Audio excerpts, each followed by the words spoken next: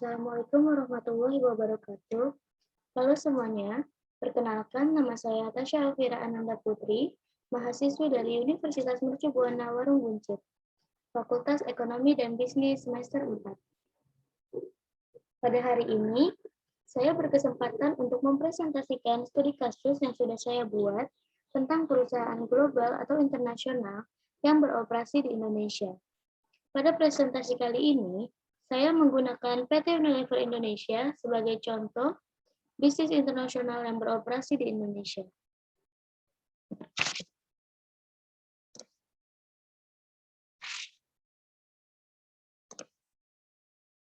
PT Unilever Indonesia merupakan perusahaan manufaktur yang memiliki jenis bisnis kepemilikan saham. PT Unilever sendiri didirikan pada tanggal 5 Desember 1933 sebagai The Fabricant and Filever. Unilever merupakan perusahaan yang bergerak dalam bidang produksi makanan, minuman, dan produk kosmetik. Skala bisnisnya tergolong besar, serta cakupan pasarnya di seluruh wilayah Indonesia yang tersebar di daerah dan provinsi. Produk yang dijual di pasaran sangat diminati oleh konsumen dan segala kalangan masyarakat. Hal ini dikarenakan barang yang diproduksi sangatlah berkualitas dan dijual dengan harga yang cukup terjangkau. Berikut ini adalah strategi persaingan dari PT Unilever. Kepemimpinan harga rendah, diferensiasi produk, berfokus pada peluang pasar, menguatkan keakraban pelanggan dan pemasok, strategi penjualan dan promosi strategi sumber daya manusia, strategi operasi, dan yang terakhir ada strategi teknologi informasi. Customer Market Sales Promotion Techniques. Kupon. Sertifikat yang memberi hak kepada pemegangnya untuk mendapatkan pengurangan harga seperti yang tercetak untuk pembelian produk tertentu. Lalu yang kedua ada Price of Deals, memberikan potongan harga langsung di tempat pembelian. Yang ketiga ada Premium and Advertising Specialties, barang yang ditawarkan dengan biaya yang relatif rendah atau gratis sebagai insentif untuk membeli produk tertentu.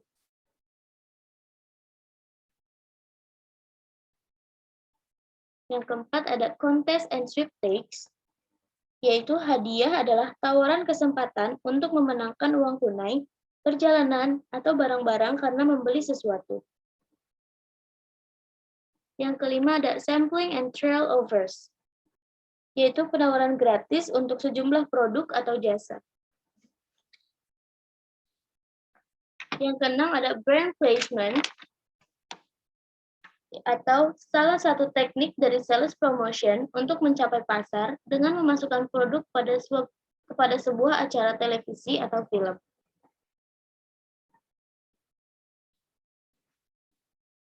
Yang ketujuh ada rebates, yaitu memberikan pengurangan harga setelah pembelian terjadi dan bukan pada toko. Lalu yang kedelapan ada frequency, yaitu program ini merupakan salah satu teknik yang mengarah kepada program-program yang berkelanjutan seperti menawarkan konsumen diskon atau hadiah langsung gratis untuk mencapai terjadinya pengulangan dalam pembelian atau pelanggan dari mereka atau perusahaan yang sama. Yang terakhir ada event sponsorship, yaitu ketika perusahaan mensponsori suatu acara, membuat merek sangat ditonjolkan pada acara tersebut, sehingga membuat kredibilitas merek meningkat bersamaan dengan para penonton di acara tersebut. Manajemen operasi secara global. Pada saat ini, perusahaan harus memiliki pandangan global dalam strategi operasi. Perkembangan yang cepat dalam perdagangan dunia yang seolah dunia tanpa batasan, mengakibatkan banyaknya organisasi memperluas operasinya, tidak hanya di dalam negeri, tetapi juga di luar negeri. Ada berbagai alasan kuat yang mendasari perusahaan menjadi global. Di antaranya adalah efisiensi biaya, perbaikan manajemen rantai pasokan, pemberian produk yang lebih baik, menarik pasar baru, belajar untuk beroperasi yang lebih baik, dan yang terakhir bisa mendapatkan dan mempertahankan bakat global. PT Unilever adalah perusahaan multinasional yang memproduksi barang konsumen yang bermarkas di Rotterdam, Belanda. Perusahaan ini didirikan tahun 1933. Perusahaan ini mempekerjakan 206.000 pekerja, memproduksi makanan, minuman, pembersih, dan konsumen pribadi. Mengapa PT Unilever dikategorikan sebagai tipe perusahaan multinasional?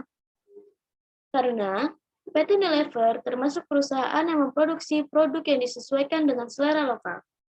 Salah satu contohnya adalah untuk lebih dikenal oleh masyarakat Indonesia dan bisa mendapatkan hati masyarakat Indonesia, maka Unilever membuat produk yang sesuai dengan cita rasa Indonesia, seperti kecap Bango. Kecap merupakan makanan yang terbuat dari kacang kedelai. Bisa dibilang kecap merupakan makanan yang khas dari Indonesia. Untuk itu, Unilever membuat produk kecap Bango untuk dikonsumsi masyarakat Indonesia. Proses pembuatan brand Unilever. Pada tahun 1990, Unilever memasukkan faktor kesinambungan ke dalam strategi kami secara formal.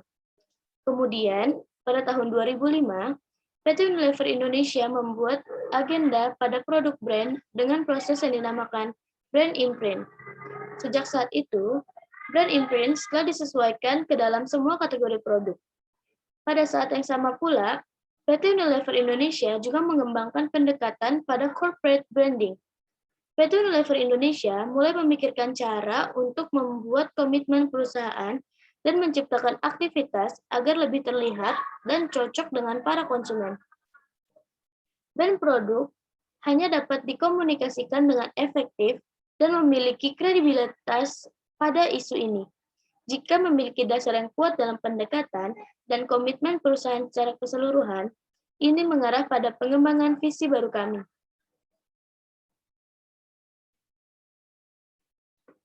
Hubungan kerjasama global. PT Unilever memiliki hubungan kerjasama global. Berikut ini adalah beberapa hubungan kerjasama global dari PT Unilever.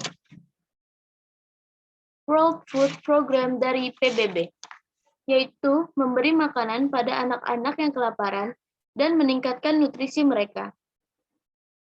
World Heart Federation, yaitu mempromosikan kesehatan hati. Global Alliance for Improved Nutrition, membuat pendekatan baru mengenai fortifikasi makanan sampai menangani kekurangan gizi. FDI, World Dental Federation, meningkatkan kesehatan mulut. Dan yang terakhir ada Global Public-Private Partnership for Hand Washing with Soap, yaitu untuk menyelamatkan hidup anak-anak dengan mengenalkan cara mencuci tangan dengan sabun. Marketing mix pasar PT Unilever Indonesia. Yang pertama ada produk. Unilever adalah produsen merek-merek terkenal di seluruh dunia yang juga terkenal di tingkat regional dan lokal. Posisi Unilever yang kuat sebagai pemimpin pasar telah diakui melalui berbagai penghargaan nasional dan regional yang diterima oleh perusahaan. Yang kedua ada price. Dalam memasarkan produknya, PT Unilever melakukan penetrasi harga yang produk murah dengan kualitas produk yang berkualitas. Dengan strategi pemasaran ini, PT Unilever berhasil menguasai sebagian besar pangsa pasar kebutuhan rumah tangga di Indonesia. Lalu ada promotion. Promosi merupakan berbagai kegiatan yang dilakukan perusahaan untuk mengkonsumsi manfaat produknya dan meyakinkan konsumen agar mau melakukan tindakan pembelian. Biasanya, promosi yang dilakukan PT Unilever Indonesia melalui pengiklan di televisi, event-event, dan lain-lain. Produk-produk PT Unilever. Berikut ini adalah produk-produk yang dikeluarkan oleh PT Unilever. Home and Personal Care produk.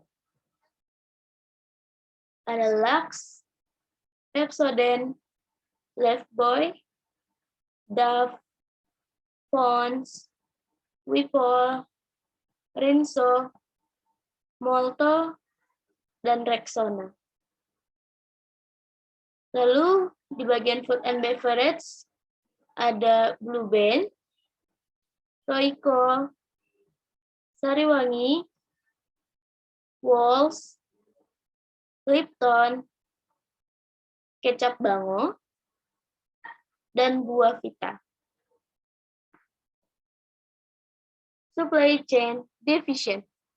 Supply chain, kami memainkan peran penting dalam menyampaikan barang-barang kami kepada pelanggan dan konsumen. Mulai dari sumber bahan baku dan produksi, sampai distribusi produk akhir. Dalam pekerjaan ini, kami menjunjung keunggulan inovasi dan teknologi. Proses supply chain kami memanfaatkan 8 disiplin ilmu, yaitu teknik, manufaktur, pengadaan, logistik, layanan pelanggan, perencanaan, kualitas, dan keamanan.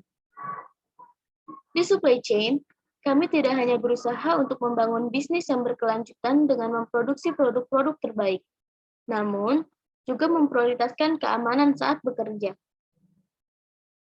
Manajemen sumber daya manusia atau SDM adalah suatu cara yang dilakukan untuk mengatur peranan tenaga kerja agar efektif dan efisien, sehingga dapat bersama-sama mencapai target tujuan perusahaan, karyawan, dan konsumen. PT Unilever adalah perusahaan yang dikenal dengan manajemen SDM-nya yang mumpuni. Bagaimana tidak, PT Unilever sangat mempertimbangkan setiap sumber daya manusia yang akan berkarir bergabung bersama PT Unilever. Di sini terbukti dengan setiap tahunnya, PT Unilever sengaja merekrut orang-orang terbaik dari berbagai perguruan tinggi terbaik. PT Unilever juga memiliki program manajemen SDM sendiri yang disebut dengan Program Latihan Kerja atau LATKER. Program latihan kerja PT Unilever sengaja dibentuk untuk meminimalisir tidak meratanya sumber daya manusia dalam perusahaan. Setelah PT Unilever berhasil merekrut beberapa orang yang akan berkarir bersama Unilever, orang-orang tersebut akan diberikan program latihan kerja. Seleksi tenaga kerja untuk mencari sumber daya terbaik yang dilakukan PT Unilever ini terbukti membuat perusahaan mampu menilai secara keseluruhan mana tenaga kerja yang kompeten dan berpotensi. Keberhasilan program latihan kerja ini juga dinilai dari bagaimana pembimbing menilai kemampuan adaptasi calon tenaga kerja dalam mengikuti budaya bekerja di PT Unilever.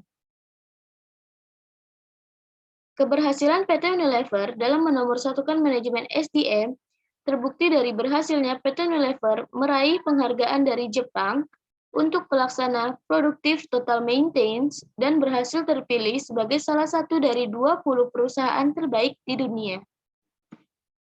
Kepedulian PT Unilever terhadap sumber daya manusia yang berkarir bersama di perusahaan Unilever di atas dapat diberi suatu apresiasi sendiri. Maka dari itu, semakin banyak pula lah orang-orang terbaik yang ingin berkarir di PT Unilever.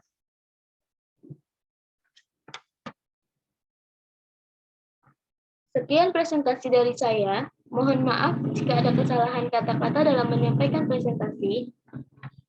Wassalamualaikum warahmatullahi wabarakatuh. Terima kasih semuanya.